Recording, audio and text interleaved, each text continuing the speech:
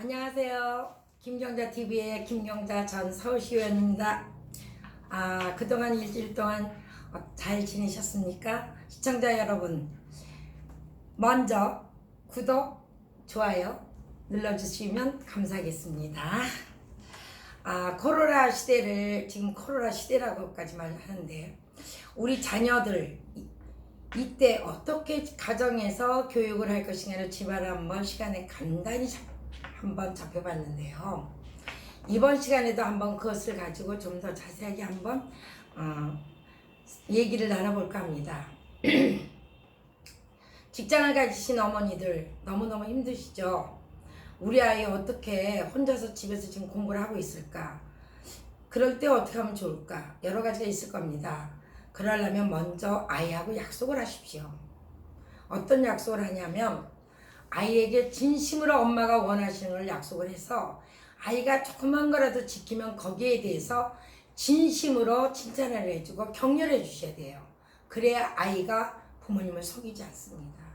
지금 비대면이라고 그러긴 하는데 사실은 이 전자기기를 통해 가지고 강의하는 선생님들도 사실은 처음 접해봤기 때문에 서투른 게 많습니다. 근데 이 교육이라는 건요, 사실은 눈을 맞춰야 돼요. 우리 어머니 아이가 태어났을 때 참 기쁠 때가 언제예요? 아이하고 눈을 마주칠 때죠. 교사도 마찬가지입니다.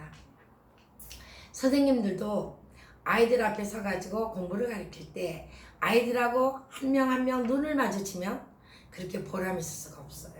그때 아이가 눈으로 인사를 할 때 얘는 알고 있구나. 대부분이 그런 눈으로 인사로 대부분을 알아보는 겁니다. 우리가 사실은 지금 선생님들이 내 제자를 못 만나시는 그런 정말 기가 막히게 3월달부터 지금까지 이제 띄엄띄엄 한두 번 얼굴은 봤겠지만 그러나 얼마나 서운하겠습니다. 그렇지만 이 상황을 어떻게 있는 그대로 받아들여야 되겠죠. 그래서 지금 제일 먼저 중요한 것은 기계를 정확하게 사용할 수 있는 법입니다. 그래서 부모님께서 조금만 힘드셔도 지금 이 시대에는 우리 아이가 교육을 받을 수 있는 그거를 정확한 그거를 만들어 주셔야 돼요. 환경을요. 그래서 그 다음에 좀 힘드셔도 그때 과제를 조금만 살펴봐 주셔야 돼요. 그날 우리 아이가 수행했던 그 학습의 결과를 확인해 주지 않으면 아이는 그것이 쌓이고 쌓여서 나중에는 안 해도 되겠지 하고 생각해야 돼요. 진짜 어떻게 보면 선생님들이 해야 할 일을 어떻게 보면 반반 나눈 것이 되겠습니다. 그 다음에 또 하나는 이번 기회에 우리 아이에 대해서 확실하게 알아볼 수 있는 시간. 저 토요일, 일요일 같을 때는 제가 볼 때 아이를 데리고 한번 시내로 나오셔가지고 사람이 많이 모이는 공공기관에는 지금 2.0 단계 거리두기로 지금 현재는 완전히 개방은 안 했지만 그런데 아니고도 갈 수 있는 곳이 많거든요. 그래서 저는 이 지금 학교를 안 가는 이 시간을 우리 아이와 함께 보내는 시간, 즉 체험하는 시간으로 보냈으면 좋겠습니다.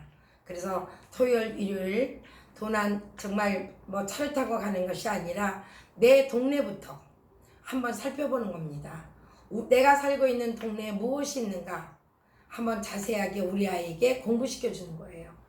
그게 바로 사회 공부도 되고 자연 공부도 되고 그 다음에 수학 공부도 됩니다. 왜 수학 공부가 어떻게 동네 돌아다니냐? 내 걸음걸이가 몇 걸음을 가면 어디쯤이다. 그럼 내 걸음걸이가 몇 센치다. 그러면 대충 100걸음을 가면 몇 미터가 된다. 전봇대 하나하나의 거리가 몇 미터다. 그러면 우리 집에서 내가 저까지 10개쯤 되면 이런 것들도 사실은 굉장히 평소에 교실에서 해보지 못한 수학 공부가 될 수 있습니다. 우리는 꼭 종이에 놓고 교실에서 이런 것만 공부라고 생각하시면 안 돼요. 그래서 내가 살고 있는 우리 아이가 살고 있는 우리 집을 중심으로 반경을 한번 살펴보는 거예요. 우리 뒷산에 저는 강서구인데요. 오장산이 있어요. 또 앞에는 봉제산이 있어요.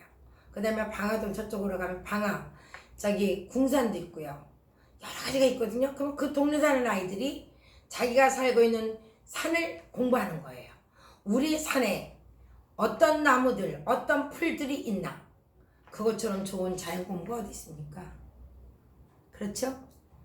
시청자 여러분, 우리는 정말 그 환경에 맞게 자녀 교육을 하려면 무궁무진합니다. 사실은 그동안 못 해봤던 것을 어떻게 보면 이 아이 인생의 가장 좋은 시간이 될 수도 있어요. 이 코로나 시대로 인해서 우리 아이의 그 부모와 정말 평생을 잊지 못할 귀중한 추억의 시간도 만들 수 있습니다. 그래서 저는 이번 시간에는 내 동네를 한번 살펴보는 그러한 체험의 시간을 가져보시는 것이 어떨까. 그래서 운동도 또 하는 시간도 좋지 않습니까? 요새 그 동네에 아마 이렇게 선내 같은 가면요, 그 운동기구가 굉장히 잘 돼 있습니다. 그래서 이런 그 시간에는 오늘은 우리 아이와 내 동네를 한번 살펴서 자연 공부, 사회 공부, 또 음악 공부도 될 수 있을 거예요. 왜냐하면 내가 좋아하는 음악 악기를 요번 기회에 집에서 한번 배워볼 수도 있어요. 요새는 비대면으로 정말 악기 공부도 가르쳐 주잖아요. 그래서 우리 자녀에게 사람은 누구나 꼭 음악가가 돼야 되고 꼭 화가가 돼야 되는 거 아닙니다. 그러나 어렸을 때 적어도 초, 중, 고등학교 시절까지는 음악, 특히 악기 하나 정도는 배워놓는 것이 그 아이가 앞으로 살아가는 생이 얼마나 행복한 생이 될지 모릅니다. 아는 만큼 들린다고 그랬죠? 음악도 어렸을 때 그 음을 듣고 자란 애와 안 듣고 자란 애는 틀려요. 그래서 이런 기회에 음악도 많이 들려주시기 바랍니다. 요새 트로트가 대세고 그렇긴 하지만 우리 초등학교 아이에게는 죄송합니다. 트로트하는 가수님들 죄송합니다. 정식인 클래식을 들려줘야 돼요. 그건 어쩔 수가 없습니다. 그 다음에 동요를 들려줘야 돼요. 초등학교 아이들은. 중고등학교 아이들은 클래식을 가르쳐줘야 돼요. 그게 기본이 돼야 됩니다. 그래서 우리가 음악, 그 다음에 그림도 마찬가지예요. 지금 꼭 왜 그림을 가르치려면 우리 애가 뭐 그림 뭐 화가 되나? 그게 아닙니다. 지금 한번 옆을 보세요. 제 옷도 한번 보세요. 색깔을 한번 보세요.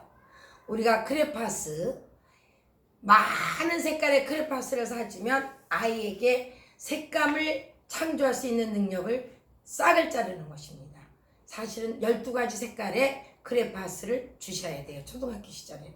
왜냐하면 그 12가지 색깔을 가지고 2가지 색깔을 섞어보고 3가지 색깔을 섞어보면서 색을 창조하는 힘을 길러주셔야 돼요. 그 엄청난 힘입니다. 그 그림을 그리는 아이들이 색깔의 그 엄청난 그 감각을 가지고 결국은 나중에는 갈라지거든요. 근데 어떤 엄마는 막 돈이 많은지 막 요새는 54가지도 있어요. 그거 좋은 거 아니에요. 초등학교 때는 특히 유치원 어린 시절에는 12가지 색깔을 가르쳐 주세요. 정정하면 24가지 색깔까지. 그 이상은 정말 아이에게 도움이 안 됩니다. 그래서 이렇게 집에서 우리 아이가 있을 때 스케치북과 크레파스, 파스텔 여러 가지 화구들을 사다 주시고 비록 그림에 적어했더라도 한번 기초 공부부터 시작해서 그림을 그리는 거. 꼭 잘 그려서만이 아니에요. 나를 표현하는 거예요. 그림을 통해서 보면 그 아이의 심성도 알 수 있습니다. 우리가 아동심리, 특히 그 애들, 요새 우리 아이들이 10% 정도 아이들이 약간 뭐 과잉행동 그 장애 ADHD도 있고 뭐 우울증도 있고 그렇습니다. 우리 초등학교 자녀, 중고등학교 자녀 보통 지금 퍼센트가 10%가 넘는다는데요. 이 음악과 미술을 통해서 바로 우리 아이의 그런 잠재되어 있는 경미한 그런 우울증 같은 것도 극복시켜 줄 수가 있습니다. 그래서 저는 코로나 시대에는 이 다시 오지 못하는 좋은 어떻게 보면 기회라고 생각하셔가지고 우리에게 어떤 것을 주는 것이 부모로서 좋은 것인가 제가 조금이라도 도움이 됐으면 좋겠습니다. 자, 다시 한번 하겠습니다. 우리 아이가 살고 있는 내 동네를 한번 살펴보는 거예요. 아, 우리 동네에는 CU가 있구나. 저쪽에는 이마트, 편의점이 있네. 예를 들면 우리 동네에 있는 가게들 종류. 그 다음에 우리 동네 자전거포가 있네. 자전거는 어떤 종류가 있을까? 우리나라에서 나오는 건 어떤 것일까? 이거 엄청난 경제교육도 되고 상품교육도 되고 따지고 보면요. 그것처럼 실생활에 필요한 교육이 없어요. 제가 교사 생활을 했지만 정말 우리 아이들 데리고 체험해주고 싶었지만 시간이 없어서 못했거든요. 이럴 때 학부모님들께서 동네 아이에게 과제를 주는 겁니다. 우리 동네에 있는 가게들이 무엇이 있느냐 한번 살펴볼래? 그럼 아이가 가지고 다니면서 자전거는 종류가 몇 개 있다? 그것도 조사하는 걸 딱 보면요. 어떤 애는 델랭대는 엄마 자전거 팔아볼게 이랬지만 어떤 아이는 가서 또 사장님한테 물어봐요. 뭐 파는 것이 어떤 종류입니까? 우리나라 것도입니까? 외국 것이? 우리 아이를 딱 그걸 보면 우리 아이가 굉장히 이런데 아주 소질 있고 재능도 있구나. 또는 우리 아이 성격이 참 꼼꼼하구나. 그 한 가지 그 과제를 준 거 수행하는 걸 보고도 우리 아이에 대해서 부모님께서 알아볼 수 있는 기회가 돼요. 그래서 우리가 살고 있는 동네 우리 자녀에게 과제 한번 줘보기. 그 다음에 뒷동산이 만약 있다면 그 산에서 자라고 있는 뭐 나무들, 꽃, 풀 뭐 이런 것도 한번 살펴봐서 그거에 대해서 그림으로 나타내거나 그런 거. 정말 학교 다닐 때는 못 해봤던 거 그런 것도 가지고 올 수 있는 시간이 됐으면 참 좋겠고요. 그 다음에 악기도 이런 게 한번 제가 가장 저거한 거는 피아노입니다. 사실은 피아노는 기초예요. 근데 저것이 안 되면 하모니카라도 또는 멜로디카라도 또는 뭐 리코더라도 간단한 거라도 아이에게 익숙해질 수 있도록 좀 그런 걸 지도했으면 좋겠어요. 그 다음에 그림도 비록 엄마 나 못 그려 세상에 못 그리는 사람 하나도 없어요. 차분차분히 스케치부터 시작해서 한번 그것도 취미로 가르쳐 놓으면 지금 시대는 창의적인 시대예요. 근데 그 창의적인 시대에는 디자인이 들어갑니다. 근데 디자인은 뭡니까? 바로 미술 분야입니다. 색감입니다. 그 다음에 선, 면 우리는 우리 아이에게 앞으로 살 세상에서는 아마 이렇게 그게 가장 창의적인 게 바로 음악과 미술과 이제 문학인데 문학은 다음 시간에 또 독서를 하면서 그때 또 자세히 한번 해보도록 하겠습니다. 지금 저도 비대면인데 앞으로 저 김경자 TV에 이런 걸 우리 의원님께서 좀 해주시면 참 좋겠다는 좋은 질문 같은 게 있으시면 김경자 TV에 보내주세요. 그러면 언제든지 제가 그 질문을 보고 또 답하는 그러한 시간이 됐으면 더 좋겠습니다. 자녀를 이렇게 지도하다가 좀 맥혔다, 답답하다 이럴 때 저를 찾아주세요. 김경자 TV에 오시면 모든 문제를 해결해 드리겠습니다. 아니죠? 조금 못하는 것도 있을지도 모르겠습니다. 하여튼 그러나 저희가 가지고 있는 그 경험을 모든 이 나라 대한민국에 있는 어머니들에게 드리고 싶습니다. 교육이 살아야 나라가 삽니다.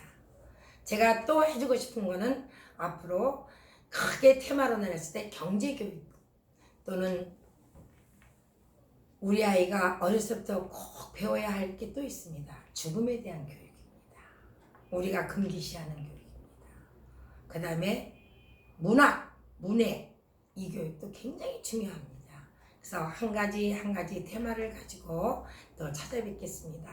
그 다음에 이제 시사 쪽으로 한번 가서 요번 며칠 전에 신문을 보니까 서울시 교육감께서 중학교 1학년, 고등학교 1학년 신입생들에게 뭐 교복 자유라 뭐 해서 그거 대신 아이가 마음대로 쓸 수 있도록 요새 이 전자기기를 살 수 있게끔 뭐 허용을 한다 뭐 그런데 저는 사실은요 돈이라는 것은 예산이라는 것은 조각을 내면 큰 힘을 못 써요.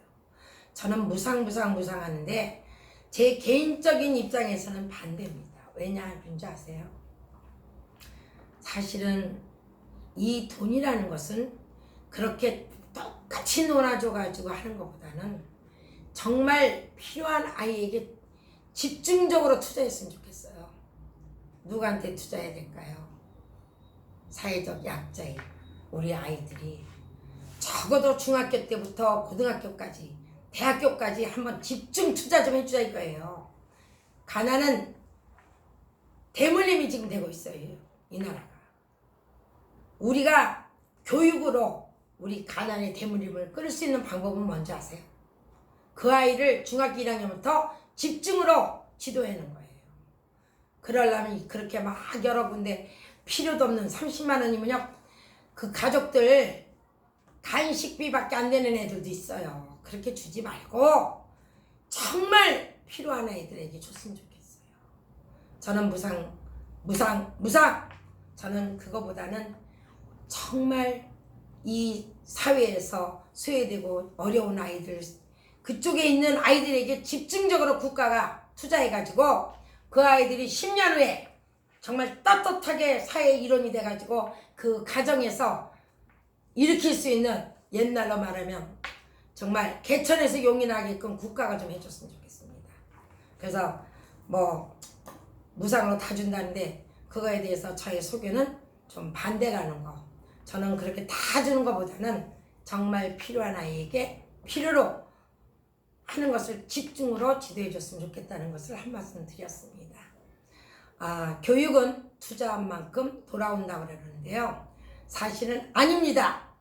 유치원 아이에게 영어 교육 이렇게 시켜가지고 영어 유치원 보내가지고 한 달에 250, 300만 원, 500만 원 그거 돈 자랑입니다. 제가 30년 경험을 했지만 어렸을 때 그렇게 학원에 집중받은 애 치고 제대로 다니는 1%도 못 봤어요. 제일 중요한 게 뭔지 압니까?